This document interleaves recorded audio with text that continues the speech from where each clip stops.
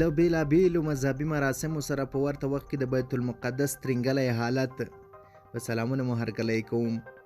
تیر ځل چې کله د مسلمانانو روژه وه، د یهودیانو پاپ او د عیسویانو ایسټر مراسم په یو وخت کې لمانځل کېدل، نو 3 لسیزې پخوا و.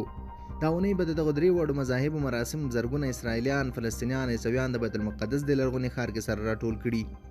خو دې سره د بیت المقدس ځینو عبادت ځایونو شاوخوا حالت هم یو څه ترنګلی شوی. د اسرائیلو تر ولکې لاندې ختیځ بیت المقدس کې پولیسو لوی شمېر تر سترګو کېږي چې ګزمه کوي. دلته د خونړیو بریدونو تیر ته په کتو پولیس د تیارسۍ حالت کې دي. مسلمانانو په توګه زموږ دا مهمه ده چې د روژې پر مهال د اقصی جومات کې لمونځ او تراویح وکړو. روژه سپېڅلی عبادت میاشت ده او موږ تل ورته سترګې په لار یو.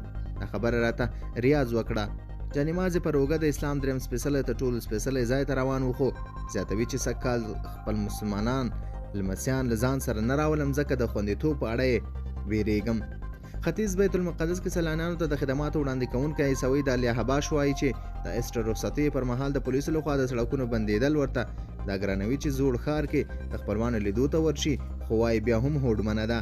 عیسوي مذهبي فلسطینی په توګه بیت المقدس کې د مراسمو لمانځل راته ډېر ارزښت لري.